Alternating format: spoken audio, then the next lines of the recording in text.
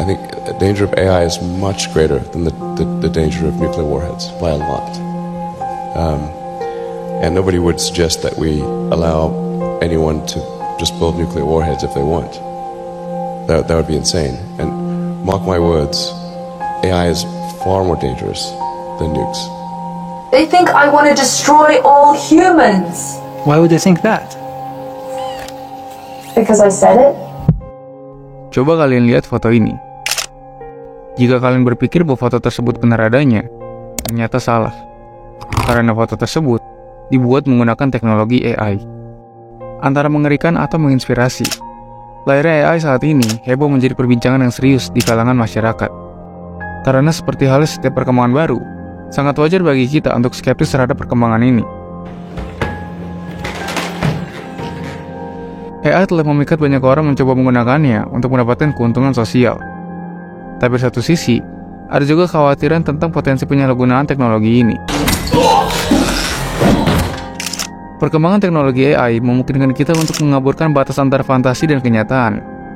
Foto yang kita lihat di awal tadi merupakan satu dari banyaknya fenomena heboh yang diciptakan dengan AI alias kecerdasan buatan. Perkembangan zaman telah merubah cara kita untuk hidup.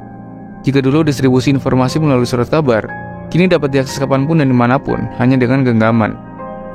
Sejak ditemukannya internet, dunia telah mengalami revolusi besar dalam segala aspek kehidupan manusia. Mulai dari komunikasi, akses informasi, maupun hiburan. Sejak pertengahan tahun 2022, artificial intelligence mengalami ledakan yang belum pernah terjadi sebelumnya. Beberapa pihak menggunakan teknologi ini untuk mempermudah aktivitasnya. Tapi beberapa pihak lainnya justru menjadi takut kalau suatu saat AI menjadi ganas dan akan memperbudak manusia. Do you want to destroy humans?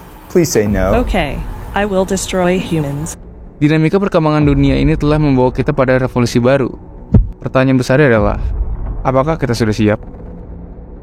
Sejatinya teknologi akan berkembang sangat cepat karena adanya hukum Moore, di mana hukum ini menyatakan bahwa jumlah transistor dalam suatu mikroprosesor akan meningkat 2 kali lipat setiap 2 tahun. Konsekuensi dari hukum ini adalah kemampuan dan kecepatan komputer akan meningkat secara eksponensial setiap 2 tahun dengan biaya yang lebih rendah. Dalam hal ini, pertumbuhan menjadi lebih cepat dan lebih cepat lagi. What's about to happen with quantum computing is going to make the past look incredibly slow. Mari kita bahas dengan contoh sederhana. Jika dulu handphone hanya memiliki fitur dasar seperti menelpon, mengirim pesan, dan alarm, kini seiring berkembangnya teknologi semikonduktor, jumlah transistor dalam perangkat semakin meningkat, sehingga memungkinkan handphone untuk menjadi semakin canggih dengan berbagai fitur seperti internet, kamera, pemutar musik, dan lain sebagainya. Teknologi utama yang ada saat ini seperti AI adalah transformasi bentuk informasi yang mengikuti lintasan yang sama. Munculnya AI alias kecerdasan buatan dinilai akan membawa perubahan yang berkali-kali lipat lebih besar dibandingkan perubahan yang dirasakan ketika ditemukannya listrik dan internet. Terdapat perbedaan mencolok di sini. Jika kemunculan internet membuka luas lapangan pekerjaan, tapi AI justru berpotensi mempersempit lapangan pekerjaan. On frequent, high-volume tasks, machines are getting smarter and smarter. Today they grade essays, they diagnose certain diseases. Over coming years, they're going to conduct our audits, and they're going to read boilerplate from legal contracts.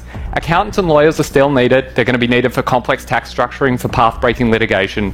But machines will shrink their ranks and make these jobs harder to come by. Perkembangan kecerdasan buatan telah membawa dunia ke ambang revolusi mirip dengan revolusi Kopernikus di masa lalu. Dulu, manusia merasa istimewa karena mempercayai bahwa matahari berputar mengelilingi bumi, sehingga manusia dianggap sebagai pusat alam semesta. Tapi pada kenyataannya, ternyata itu sebaliknya. Saat ini, revolusi AI membawa sudut pandang yang baru. Kemungkinan besar, sebentar lagi manusia tidak lagi menjadi satu-satunya makhluk cerdas yang ada di dunia ini. Lahirnya era AI saat ini memberikan gambaran bahwa revolusi teknologi sudah terjadi secara perlahan, dan mungkin saja kita tidak menyadarinya. Tapi terlepas dari itu, benang merah pertanyaannya adalah, apakah fenomena ini menjadi solusi untuk umat manusia? Atau justru, kita sedang merakit bom waktu yang akan meledak di waktu yang akan datang?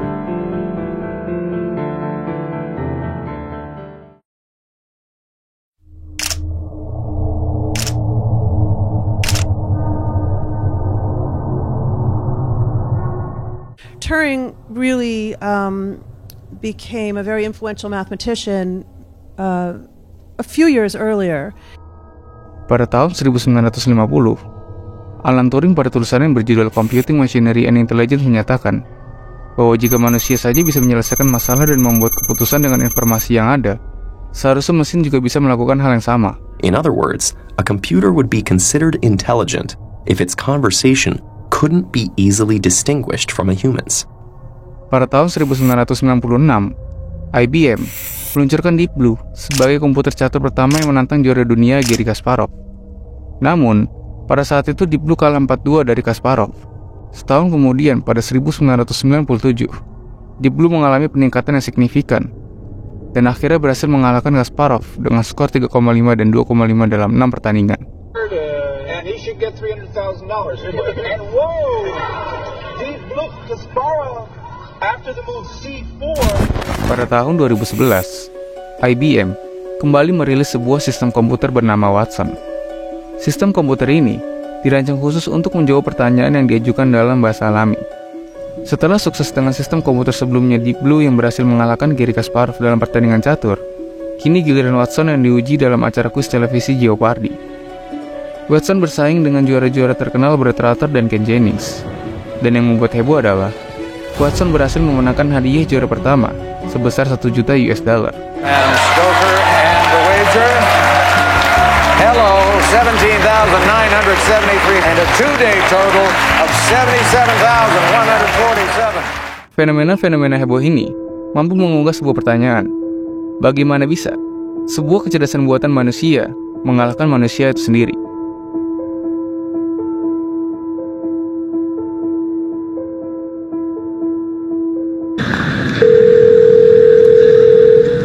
How can I help you? Hi, I'm calling to book a women's haircut for a client. I'm looking for something on May 3rd.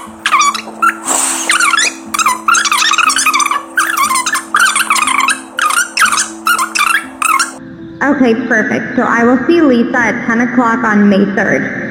Okay, great. Thanks. Great. Have a great day. Bye.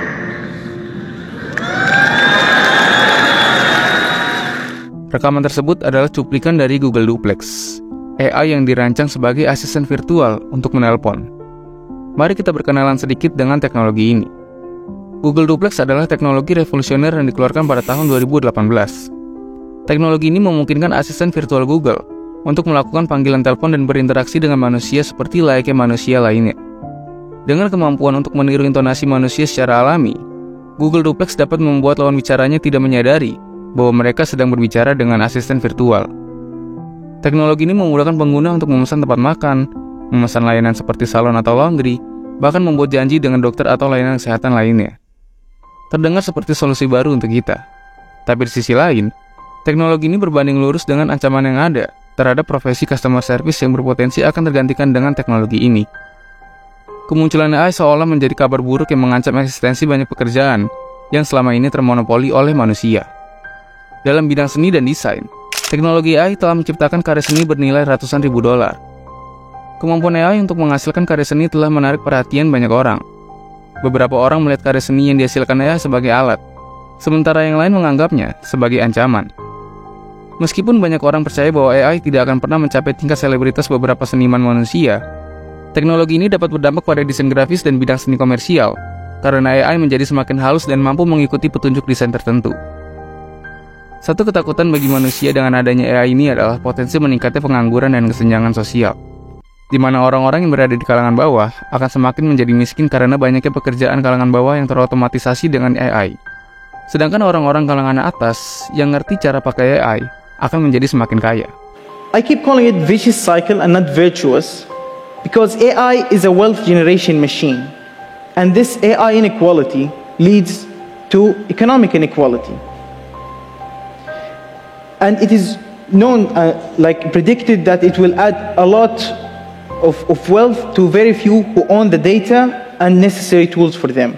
Namun meskipun AI pasti akan membawa perubahan pada masa depan pekerjaan, teori tentang sifat perubahan tersebut tidak selalu suram atau malapetaka. Sebaliknya, ada banyak kemungkinan dan potensi positif yang dapat dihasilkan dari penggunaan teknologi AI. Salah satu contohnya adalah penggunaan AI dalam karya seni. AI dapat membantu seniman dalam menghasilkan karya yang lebih kreatif dan orisinal. Selain itu, AI juga dapat membantu seniman dalam menghemat waktu dan biaya produksi. Sebagai contoh, dengan menggunakan teknologi AI, seorang seniman dapat menghasilkan karya seni dengan cepat dan efisien, sehingga mereka hanya berkonsentrasi pada pengembangan ide-ide baru dan eksperimen yang kreatif. Meskipun hal ini memudarkan makna seniman, tapi inilah salah satu bentuk adaptasi kita yang menggeluti industri ini. Sebenarnya kemunculan AI ini seperti dua sisi koin yang berbeda. Di satu sisi koin menggambarkan banyaknya pekerjaan yang teralihkan dengan AI, tapi di satu sisi koin lainnya menggambarkan banyaknya pekerjaan baru yang akan timbul. Menurut World Economic Forum yang berjudul Future of Jobs Report 2020, AI diperkirakan akan menggantikan 85 juta pekerjaan di seluruh dunia pada tahun 2025. Meskipun terdengar menakutkan, laporan tersebut selanjutnya mengatakan bahwa AI juga akan menciptakan 97 juta pekerjaan baru di tahun yang sama. Hal ini menunjukkan bahwa perkembangan zaman akan mengubah pekerjaan yang lama menjadi pekerjaan yang baru. Dengan perkembangan teknologi yang berkembang secara perlahan, seharusnya kita masih memiliki waktu untuk melihat pekerjaan apa yang memiliki potensi di masa depan dan perlahan mempelajari ilmu tersebut.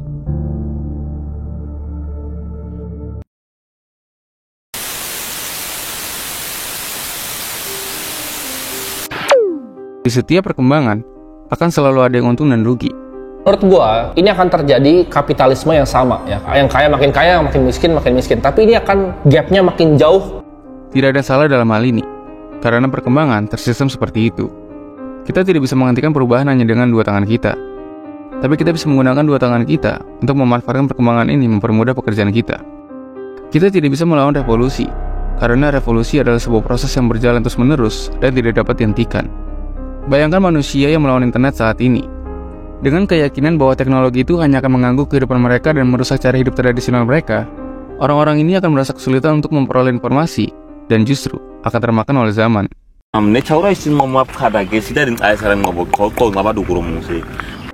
Seorang filsuf Yunani terkenal bernama Heraklitus pernah mengatakan bahwa perubahan adalah satu-satunya hal yang tetap dalam hidup.